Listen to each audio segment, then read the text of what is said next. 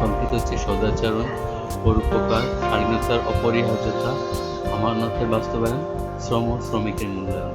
এখানে তোমাদের নির্দেশনা দেওয়া আছে কিছু, যেখানে পাঠ্য বইয়ের অধ্যায় 4-এর সংশ্লিষ্ট আলোকে বিষয়বস্তুর মৌলিক চাহিদাগুলো শনাক্ত করতে হবে। প্রয়োজনে নিজের পাঠ্য বইয়ের সাথে উপরের বা নিচের সহায়ক শ্রেণীর শিক্ষকের বা পরিবারের অন্যান্য সদস্যদের সাথে আলোচনা করে সঠিকতা সম্পর্কে সম্যক ধারণা নেয়। কিন্তু উৎস থেকে অবিকল ও পূর্ণ তথ্য লিখে অ্যাসাইনমেন্ট জমা দেবে। তোমাদের এই নির্দেশনার ভিত্তিতে অ্যাসাইনমেন্ট প্রস্তুত করতে হবে। চলো আমরা উত্তরটি দেখে নিই। সম্প্রতি আমার বাবা স্থানীয় পৌরসভা নির্বাচনে কমিশনার পদে নির্বাচিত হয়েছেন। তার লক্ষ্য হচ্ছে একটি আদর্শ সমাজ গঠনের মাধ্যমে সমাজের উন্নয়নে ভূমিকা রাখা। এই লক্ষ্য পূরণের উদ্দেশ্যে তিনি যে কাজগুলো করতে পারেন তা নিচে আলোচনা করা হলো। সদাচরণ মানুষের একটি মহৎ গুণ। এই গুণ এর মাধ্যমে একজন মানুষ সমাজের সবার কাছে বিশ্বাসী হয়ে উঠতে পারে। একটি আদর্শ সমাজ গঠনে সদাচরণের ভূমিকা অপরিসীম।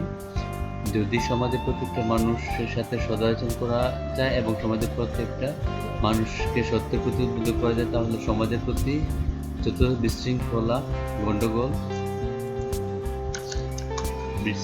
গণ্ডগোল, পরস্পরের সাথে হিংসা, বিদ্বেষ, এই বিষয়গুলো কমে আসবে এবং সেই সাথে সমাজে একটি উন্নত সমাজ হিসেবে গড়ে উঠবে।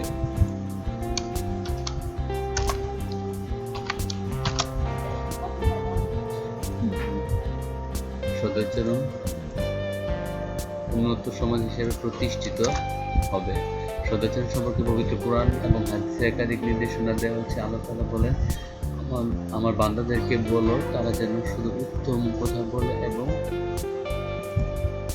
শয়তান তাদের মধ্যে বিভেদ সৃষ্টির উস্কানি দেয়। নিশ্চয়ই শয়তান মানুষের প্রকাশ্য শত্রু। সূরা বানী ইসরাঈল 17-53। পরোপকার। মানুষ সামাজিক জীব। সামাজিক হতে হলে পরোপকার হতে হবে। একজন অন্যজনের বিপদে এগিয়ে আসা, পাশে দাঁড়ানো, সহমর্মী হওয়া, শুধু নিজের সুখের জন্য ব্যস্ত না হয় অন্যের মুখে হাসি ফোটাতে চেষ্টা করাই মনুষ্যত্ব। পরোপকার মানবজাতির শ্রেষ্ঠত্বের অলঙ্কার। আল্লাহ তাআলা বলেন, তোমরাই শ্রেষ্ঠ জাতি, মানবজাতির কল্যাণের জন্য তোমাদের উদ্ভব ঘটানো হয়েছে। তোমরা ভালো কাজের নির্দেশ দেবে এবং মন্দ কাজের বাধা দেবে। সূরা আলে ইমরান আয়াত 110। এ বিষয়ে মহানবী সাল্লাল্লাহু আলাইহি ওয়াসাল্লাম বলেন, তোমরা জগৎবাসীর প্রতি সদয় হও, তাহলে আসমানের মালিক আল্লাহ তাআলা তোমাদের প্রতি সদয় হবেন। তিরমিজি 1847। শালীনতা অর্থ মার্জিত, সুন্দর, সুবন, সভ্য ইত্যাদি। কথাবার্তা, আচার-আচরণ ও চলাফেরায় ভদ্র, সভ্য ও মার্জিত হওয়াকে শালীনতা বলে। শালীনতার পরিধি অত্যন্ত ব্যাপক, যা বহু নৈতিক গুণের সমষ্টি। ভদ্রতা, নম্রতা, সৌন্দর্য, সুরুচি, লজ্জাশীলতা ইত্যাদি গুণাবলী সমন্বিত রূপের মাধ্যমে শালীনতা প্রকাশ পায়। একটি আদর্শ সমাজ গঠনে শালীনতার গুরুত্ব অপরিসীম। আমানত। কোনো ব্যক্তির কাছে কোনো বস্তু গচ্ছিত রাখলে তাকে বলা হয় আমানত। আমানতের বস্তু মালিকের সানন্দমতি ব্যতীত ব্যবহার বা ভোগ করলে তা হবে খেয়ানত।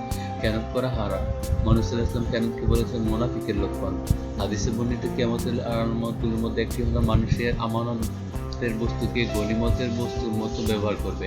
মুহাম্মদ সাল্লাল্লাহু আলাইহি ওয়াসাল্লাম তার সমাজের মানুষের কাছে এতটাই বিশ্বস্ত আমানতদার ছিলেন যে তার জানের দুশমনরাও তার কাছে মাল আমানত রাখতে স্বাচ্ছন্দ্য বোধ করত ও নিরাপদ মনে করত। একটি আদর্শ সমাজ গঠনে আমানতের ভূমিকা অপরিসীম। শ্রম ও শ্রমিক এর মূল্যায়ন। একটা সমাজের মানুষ যত বেশি কর্মঠ হবে সেই সমাজে তত বেশি উন্নত হবে। শুধু মানুষ কর্মঠ হলেই হবে না, ওই শ্রমিকদের মূল্যায়ন করা জরুরি। যদি শ্রমিকদের মূল্যায়ন করা হয় তাহলে শ্রমিকরা আরো বেশি কাজ করতে উদ্বুদ্ধ হবে এবং তারা ওই সমাজের উন্নতি করতে সক্ষম হবে। ইসলামের অনেক মর্যাদা দেওয়া হয়েছে এবং অলসভাবে জীবনযাপনে অনেক নিষেধাজ্ঞা করা হয়েছে। রাসূলুল্লাহ সাল্লাল্লাহু আলাইহি ওয়াসাল্লাম বলেছেন, তোমরা শ্রমিকের গায়ের ঘাম শুকানোর আগেই তার পাওনা পরিশোধ করো। সঠিক মূল্যায়নের মাধ্যমে মানুষকে আরো শ্রমের প্রতি উদ্বুদ্ধ করতে পারবে এবং সমাজের উন্নতি সাধন করতে সক্ষম হবে। সুপ্রিয় শিক্ষার্থী বন্ধুরা, এ ছিল তোমাদের সপ্তম শ্রেণীর 19তম সপ্তাহের ইসলাম ও নৈতিক শিক্ষা বিষয়ের অ্যাসাইনমেন্ট। তোমাদের 19তম সপ্তাহের অন্য অ্যাসাইনমেন্টটি আমাদের অ্যাসাইনমেন্টে পেয়ে যাবে ইনশাআল্লাহ।